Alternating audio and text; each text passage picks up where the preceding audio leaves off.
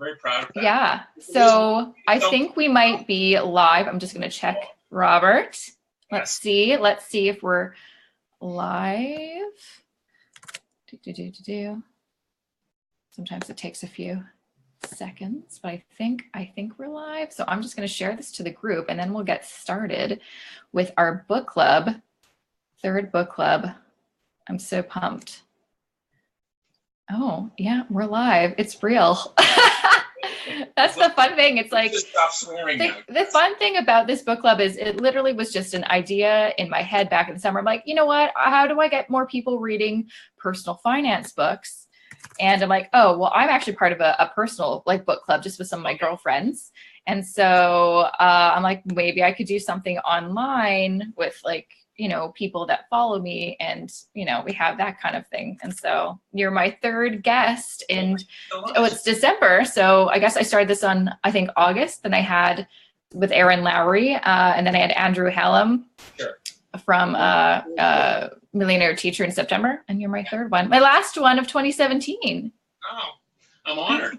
Yeah, this is a big deal. So hello, everybody. If you're just tuning in, my name is Jessica Moorhouse, and I have the lovely Robert Brown, author of Boo Boo, Wealthing Like Rabbits. This is actually like the original copy you sent me back so many years ago, and my name's in it. It still says uncorrected proof, not for resale. It's actually before the book was released. That's how long. Yeah, I know, but I kept it as a little memento. Oh, that's the updated version. I should buy that. I should grab a copy of that, because honestly, I'm sure you've been very nice to me, giving me some books to give away on the blog, the podcast. My first Millennial Money Meetup, you gave me a bunch of books, and they were snatched up like that. And I got so many great comments and feedback from people. And so that's kind of how I want to start this, is just praise. The reason I really wanted to chat with you is because so many people in my Facebook group were talking about how they grabbed your book and absolutely loved it, and it really, really helped them. It's a good kind of launch point, especially for people that, regular people that deal with money every day but don't really think about it, don't know what to do with it, and they feel intimidated. I mean, that's how I felt like in my 20s, so I know everyone's probably felt like that at some moment. And it's a really great just starting point on what are the really important things I really need to know. And you do it in a very, easy to digest and understandable way, but also make it entertaining, because you have some fun stories, which I really appreciate. Well, that's very kind, Jess. Thank you very much. You're very welcome. And also, so I was saying before I hit the publish button or whatever, I was looking online at Reddit and on Goodreads, and you don't have a bad review. That's impossible and unheard of for an author. Well, let's keep that. Let's keep it that way. We don't need anybody out there to say, okay, he's got to have a bad one. No, let's keep it going. People have been really kind with their comments about the book. I've been really flattered and it's gracious, and I get a couple of emails every week from someone who's read the book, and everybody's been really kind. So I appreciate it. It's good feedback. Yeah. Keep it coming, guys. And if you have read the book, and if you're joining us live after this, make sure to go on Goodreads, rate and review it. It's always appreciated by all the authors that I know. So exactly. And if you're just tuning in, make sure if you have a question for Robert about him as an author, his book, Wealthing Like Rabbits, anything to do with personal finance, chime in at any time. We're going to be chatting for a good 20 minutes. We'll probably be live until about 7:50. So make sure to get your questions in live while we're here. But while I have you here, so one of the things I did before I talked with you was I wanted to do a little digging online to see what people were talking about your book, what questions they had. So I looked on Reddit, and one of the questions that someone had was, it seemed like you had the opinion in the book that you weren't really for the home buyer's plan. Do you want to first explain what the home buyer's plan is and what your thoughts on it are? Sure. And I'll start, Jessica, by saying that, the most important part of personal finance is the personal part. So while I do believe that there are some circumstances where the home buyer's plan might make good sense, in the majority of cases, I don't think it does. And the home buyer's plan is a government-sponsored plan that allows people to borrow up to $25,000 from their RSP to use toward a down payment of the home. And in my book, I walk through some of the reasons why I don't think that's necessarily a good idea. Some people would say that you're borrowing from yourself, but I would say that you're borrowing from a future version of yourself. And the reason you put your money away inside an RSP is to set yourself up for the future. And there are other savings vehicles like the tax-free savings account that you could be using to save for money for a house. A lot of people think that when you borrow money from your house from your RSP, that down payment is tax-free. And that's actually not true, because you have to pay back that money over, I think it's 12 years. Yeah. You pay that back with taxable income, so you pay the taxes then. And if you don't pay it back, then it's added on to your income, so you pay it back down. So some way or another, that money is going to be taxable. So it is a tax-free way to get your down payment of your house down. And we see so many Canadians today that haven't saved properly for their retirements. Quite often, they're borrowing away from their own retirement with the intention of paying it back. But remember, they just bought their first house. And as someone who's just bought their first house, Jessica, do you find it's expensive? It's expensive. I just reached the 1 year mark of being a homeowner. I'm like, damn, so many things broke. My wife and I had a plumbing problem, and I won't go into great details, but we needed a backhoe to come in and dig up our front yard, and it was $6,000. We didn't have expenses. We didn't plan on spending. Now, we had an emergency fund. It was nice to have that money, but it doesn't mean I wanted to spend it. So no, well, yeah, similarly, we did not expect to have to plunk down $10,000 to replace our air conditioner and our air handler. So we were realizing in the winter, last year, we're like, it's not getting super warm. It's really cold all the time. That's weird. And then eventually, we got it looked at. They're like, it wasn't really working. Also, your AC doesn't really work. You have to replace both. That'll be $10,000, please. So the reason I'm not a big fan of the home buyers plan, and again, it can be right in some circumstances. I don't want to be the guy that says idea, but it makes it so difficult for young home buyers or even older home buyers to prepare for the retirement once they've done that. It really does. So in your opinion, it's if someone is thinking of saving up a down payment to buy a house, do you think the best strategy is to save that money, invest it, or just save cash or whatever in a TFSA rather than an RSP? Because in your mind, is it more of the psychological that it's the RSP is for retirement? Just set it there. It's a retirement plan. It's not a buy a house savings plan. But the tax account is an excellent place to save that down payment. And listen, I get that it's difficult to do both sometimes, depending upon your circumstances, and that's where you get into the personal piece again. But I honestly believe that people should be saving for their future and saving for a down payment at the same time. Sure, that's tough. Absolutely. So we got a question from Jen Nielsen. She asks, when and why did you first get started in personal finance, and did you have a wake-up call? So were you always good at money? I've always been okay with money. But when I was... That's nice and honest. when I was a millennial, when I was 26 or 27 years of age, a friend of mine gave me a copy of The Wealthy Barber. And like 2.5 million other Canadians, I read David's book. And it had a big influence on me. I bought in, and I started to do the things that David talked about. And that's where my interest in personal finance started. Then over the next years, I read a lot of other books and started studying on personal finance and learning more. But that's where it all started. But why I decided to write a book was writing a book was always a bucket list thing for me. Just I wanted to.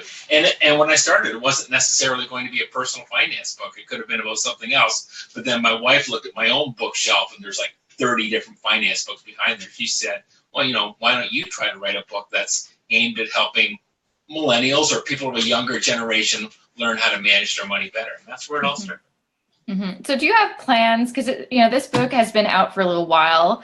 And I think it's a great, evergreen book, kind of like The Wealthy Barber. You can pick it up at any point in your life, and it'll probably be around for decades to come and still be very relevant. Or you can do an update, just like how we updated Wealthy Barber with The Wealthy Barber Returns. Do you have plans to do another book or another version or any other plans? Not at this time. If you'd have asked me 2 years ago, and you might have, I would have said, no, I don't think I'll ever write another book. But now I'll say, I don't think so. If I do, I want to be as proud of that book as I am of this one. And I don't have enough material or ideas to fill a second book right So maybe, but not at this time. I don't think I'll wait 30 years like David did to write a second book. Yeah, that was a long wait. I know. People were like bated breath for that encore. They waited a little while. But I think it'll be 5 or 6 years away at least. And it'll probably be written at my generation, people in their 50s who are well, I was just going to say, do you think if you were to do another book, it would be focused more on like retirement? Because this is a great book for, I feel like, younger people just starting out. But now that you're retired, you're living your best life right now.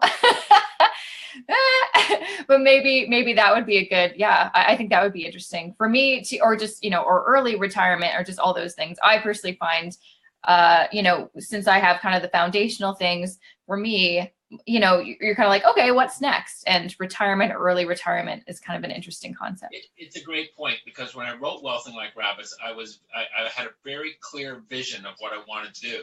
And that's why the subtitle was A Unique Introduction to Personal Finance, because I really wanted to cover those foundational things and not go too far into a deep dive in any one subject, because you can go, excuse the pun, way down a rabbit hole in any one of those subjects. But I wanted to introduce them in a way that would introduce them, but almost more importantly, get people thinking for themselves a little bit differently about the subjects. Yeah. And in some ways, the chapter that I'm proudest of is the one, opportunity cost of spending decisions, where I take a look at the things we spend our money on: home renovations, cars, weddings, and going out for dinner. And I like that chapter because I don't really offer a lot of advice in it when you read it. But I think I do a decent job of putting those subjects on the table in a way that gets the reader thinking differently. They go, oh man, yeah, I do that. Yeah. And they can start to make better decisions for themselves. Because blanket advice is tough. It really is. It is tough because, as you said, personal finance is personal. And even though people have been saying that to me forever, it really isn't until I think I approached 30, or maybe just there's a couple of different life things that happened that I'm like, oh, I get it. Like I used to always think, well, and this is just like me. Sometimes I do think very black and white, but it's like, there's sometimes, when you talk about budgeting, for instance, everyone kind of has a different system. And sometimes before I used to be like, oh my gosh, am I doing it wrong? But really it's like, no, if you're like getting the results that you want, which is like you're saving money, you're investing money, you're not getting into debt, you're taking care of yourself, it doesn't matter how you do it. But sometimes it's hard to kind of teach that, and it's hard to understand that too. And it's hard to teach it because people are so different. Yes. Terrible thing for a personal finance writer to say, but I've never done a formal budget. I've never sat down and allocated stuff to spending and sort of thing. I'm just very aware of it. I'm very much that, and I talk about the book, I'm very much that pay yourself first guy. Yeah. I pay myself first, and I just almost intuitively am able to control my spending with it, whatever's left over. But I don't break it down into jars or envelopes or in a spreadsheet. Now, that's not to say that's not the right way to go. I know some people who need to do that. And when they do that, it's very empowering for them because exactly what they can spend in each category. And if that's the way that person thinks, who am I to judge? Good for them. But it really is about what's personal for each of them. Absolutely. And if anyone's tuning in live right now, feel free to ask us a question. We're going to be live just for like another 5-10 minutes. So do not delay. This is your chance to ask Robert a question. Like you said, I remember seeing Bruce Sellery do a keynote at the Canadian Personal Finance Conference last year. You were there, right? And I remember him talking about how he doesn't track his spending. He doesn't do that, whereas like Gail is very, Baz Oxlade is all about the budget binder and all about tracking. And he's like, no, I don't do that. I don't need to do it. I kind of similar to you. I know what's going on with my money. And it's funny because I used to never track my spending either. And I used to be like, oh no, I have an idea. But honestly, I really didn't. And when I did start tracking my spending, and I've been very diligent all this year, especially as I become self-employed. So I really wanted to take care of my money this year and know what was going on. Like you said, I felt very empowered and even more in control of my money. Like I didn't feel like it restricted me. I felt like, oh wow, like I got this. I think I can do this self-employment thing and not go broke and everything like that. But again, it's like that works for me. People may try and be like, I hate it. It just makes me feel really like boxed in and I can't stand it. And I feel like a lot of people, when they feel very boxed in and restricted, they'll just go crazy with their spending, which isn't. But to circle back what you said at the beginning of this, as long as people are taking care of those fundamentals and saving some money for their future, be that for retirement or for a house, and staying out of debt, they're halfway there. They're on the right track right there. Exactly.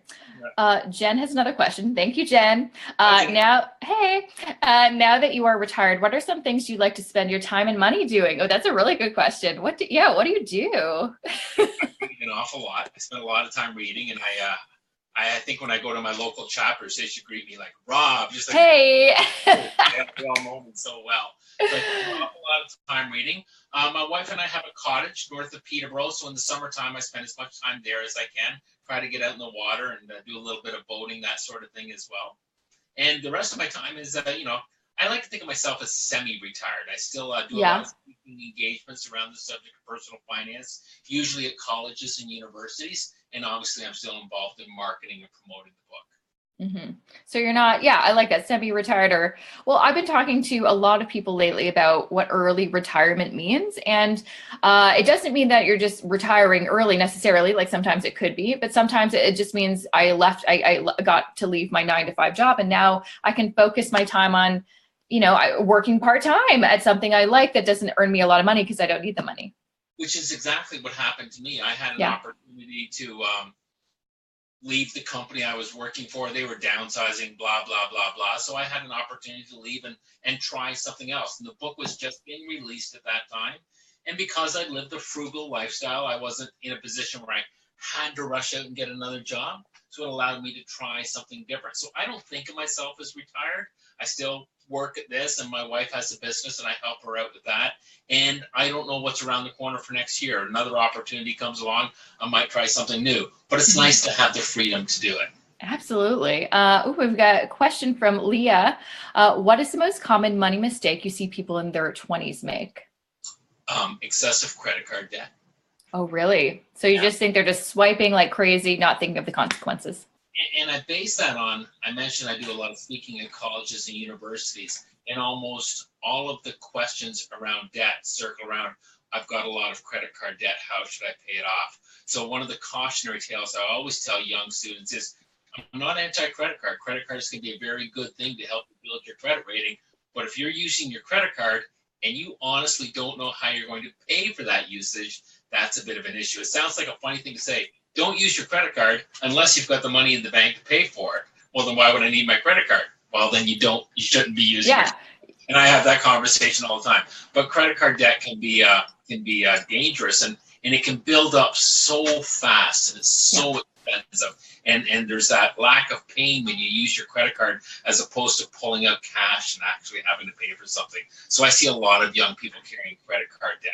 Absolutely. And I think a lot of people think too that, oh no, I'm being smart by using my credit card because I'm getting points.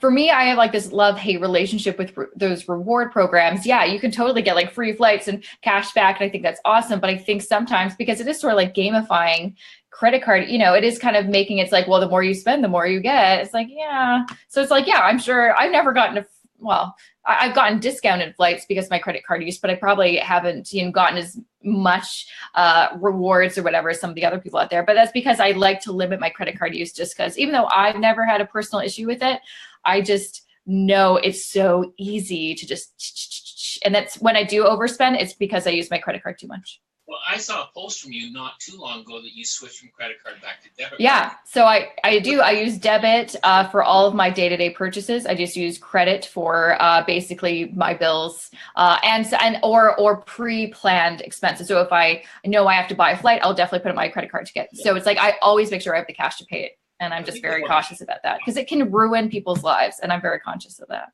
But consider that a personal finance person who's very aware of her spending is still susceptible to spending a little bit more when she uses her credit cards. Absolutely, I'm not perfect.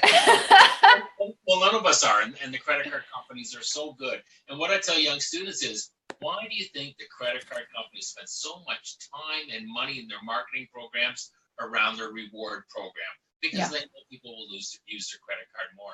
It's funny, David Chilton told me once that if you don't have something controversial in a book, you're missing something when you wrote it there. And I've had more pushback on that subject than any other, because I come down pretty hard on the credit card programs and say, you're getting rewarded for an activity you should be trying to minimize. Yeah.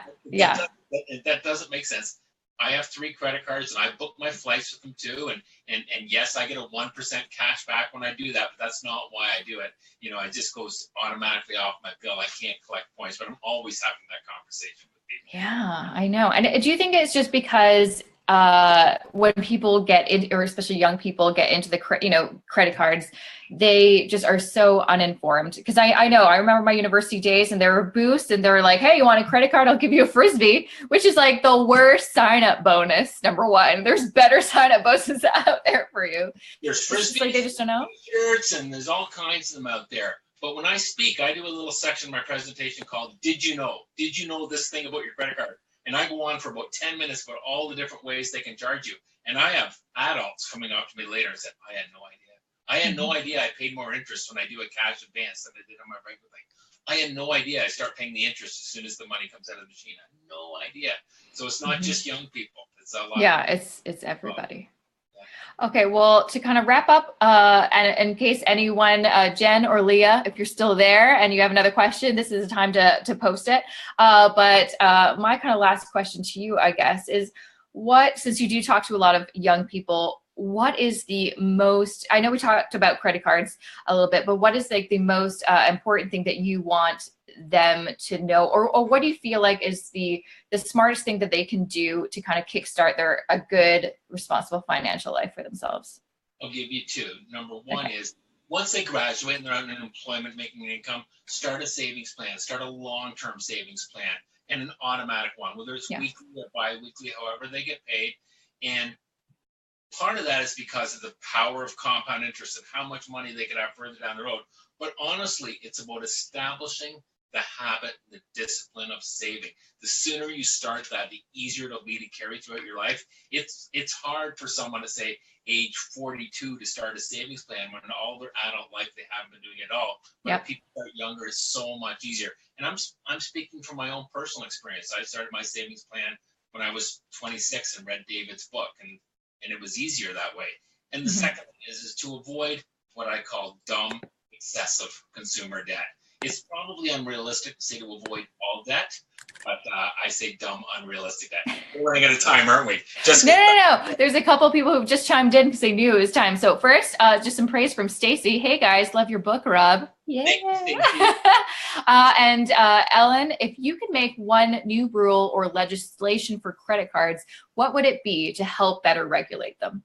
That's a great question. That is a good question. Good question. And I wouldn't necessarily make the credit card companies change their behaviors. What I would legislate them to do, and there have been some steps in this direction, I would make them be more open and more transparent about how they actually work. At the end of the day, it's up to people to use credit cards responsibly, but I think that a lot of people get into it not knowing what they're getting into. So I think that there should be a much more clear layman's term explanation of how the credit card works that people have to sign off on. For student credit cards, maybe put them through a quick online course on how they work. How hard would that be for a credit card company to set up? And really tell them how it works. Yeah. Wanted to get really smart for young people the first couple months in their credit card, send them an email 2 weeks after it was due. Hey, I noticed you only paid your minimum payment. Did you know that this is costing you? And I know it sounds contradictory to think the credit card companies are going to do that. But if someone did that for my son or daughter when they're in school, I'd be much more loyal toward their business. So I would make them be more transparent about how they work. Absolutely. And one kind of tip that I like, it's dumb that I didn't even think to do this for several years, is most banks, if you have a credit card with a bank or whatever, they usually have some kind of system that you can set up that you'll get a text message or an email when your bill is almost due. Like, do that for all of your credit cards, or when your balance is getting a below a certain threshold. But again, they didn't really publicize this too much. I just stumbled upon it in my bank. I'm like, oh, that would be helpful. Exactly. Well, thank you so much, Robert, for joining us. Before we go, I guess, where can people find you or contact you if they have any more questions for you? If they have any questions for me, they can reach me at rob@wealthinglike rabbits.com. That's my email, or through Twitter @wealthingrabbit. Both are great ways to get hold. Fabulous, fabulous. Well, thank you so much for taking the time to chat with me, answer some questions. And Ellen says, great ideas. I think there is merit in creating good clients. Totally. Well, this was a blast. I'm really glad we got to do this. Jessica, thanks so much for inviting me. I had a great time. You've been a big supporter since the book was released. Well, my name is in your book as one of the first testimonials. So it's not in that one here, but it's in. Not in this one, but in the one, yeah. Right. Are you going to find it? Hang on. It's funny, sassy, and above all, informative information for personal finance. The perfect book for anyone who wants to start planning for their future with the right tools in today's financial landscape. Jessica Moorhouse. And I stand by that several years later. It's a great book. Thanks again. And I can't wait to see you again. Hopefully, I need to see you live. I've never seen you speak live, so I've got to make that happen. Okay, well, next time I'm in the GTA or in Vancouver. Let me know. Hit me up. I'll be there. Jessica, I probably won't see you again before the New Year's. Have a great Christmas and a great trip to Vancouver, okay? Thank you. Happy holidays to you. All right, bye.